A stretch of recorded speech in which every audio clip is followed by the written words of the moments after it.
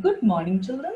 In this video, let's learn to punctuate the given passage, which is included in page number 22 of your Marigold English textbook. Punctuate the following passage. This is the passage that we need to punctuate. But before we start punctuating the passage, let me explain to you what the word punctuate means. The word punctuate means to use certain marks or punctuation marks as they are normally called while writing a particular language. Now, children, these are not the marks which you score in your examination. But definitely you will get good marks if you follow these punctuation marks while writing your exam, especially with your English paper. Okay? Let me now tell you why punctuation marks are so important while writing any language. We follow these punctuation marks while writing any language in order to convey our thoughts and ideas in a better way, which is understandable and effective.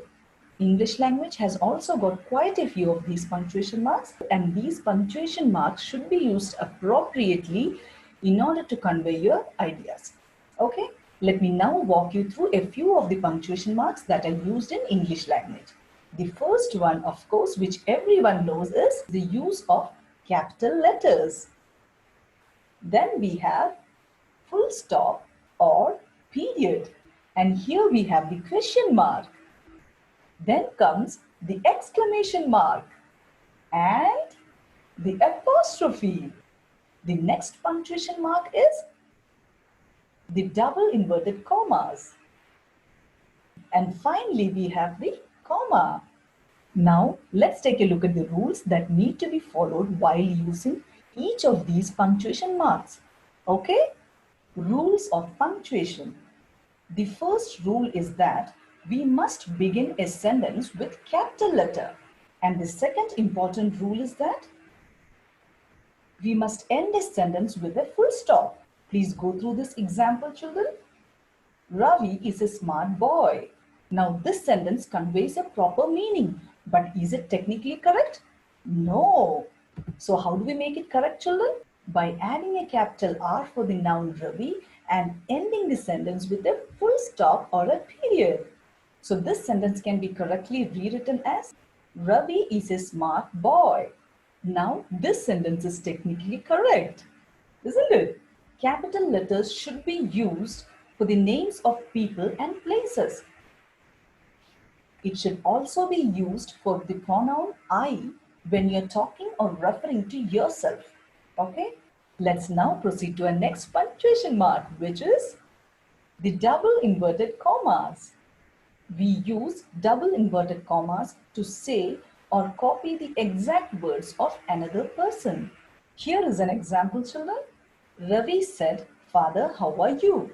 By now, we all know that a sentence should begin with a capital letter and end with a full stop, isn't it?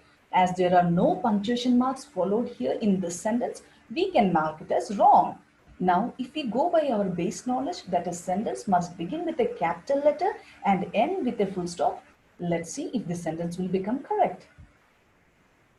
Ravi said, "Father, how are you?"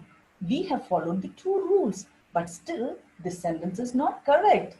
Let's read this sentence again. Ravi said, "Father, how are you?" In this sentence, we have the exact words of Ravi. So the exact words of a person must be put in double inverted commas. When we are talking about the actual words of a person, we use the double inverted comma. So our sentence can be written as, wait a minute, even now the sentence isn't correct. Could you find out why, children?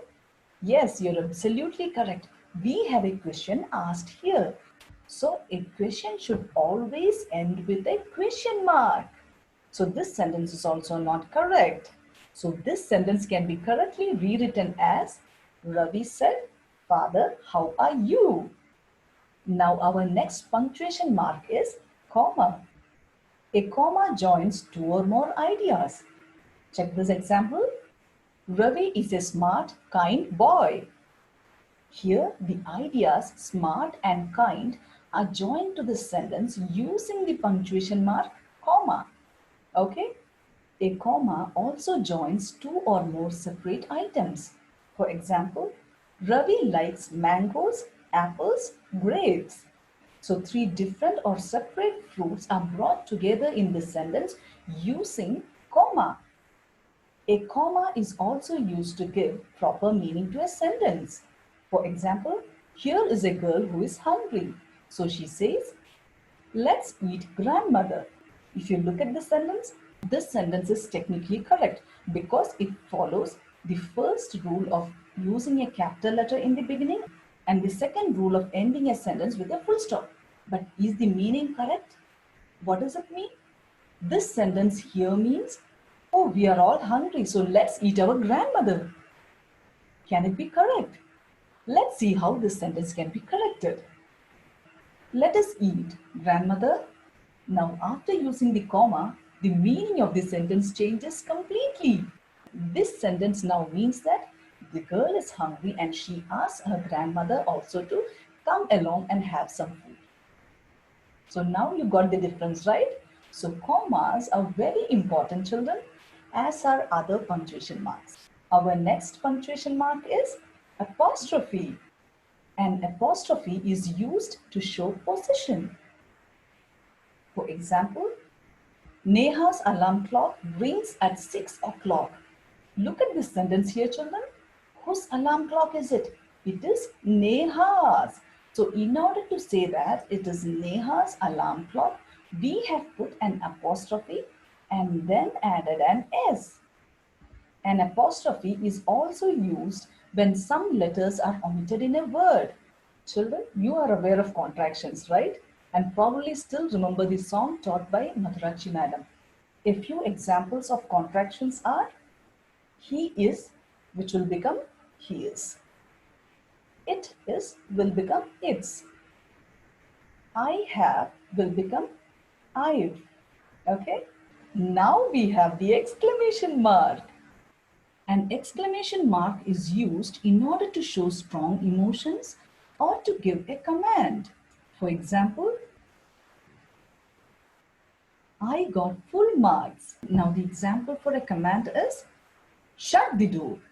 So these are the punctuation marks that you need to bear in mind. Now let's apply this learning to the exercise that is given in your textbook. This exercise falls in page 21 of your English reader. Punctuate the following passage.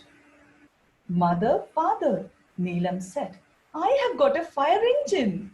I have got a fire engine. What is this? What is this? Called her mother, somewhat confused by the noise. I have got a fire engine, mother. Come and see it. So let's now try to punctuate this passage, children. Mother, father, I have got a fire engine. I have got a fire engine. These are the actual words of Neelam. So we need to put them in double inverted commas. And I have got a fire engine. I have got a fire engine. And those two sentences express Neelam's excitement on having got a fire engine. So at the end of the word fire engine, we will have to put an exclamation mark. Okay?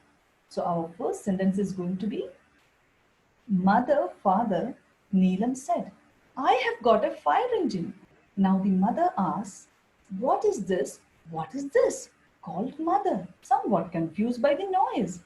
Listening to Neha shout, her mother is worried. She asks, what is this? What is this? And she says, I have got a fire engine, mother.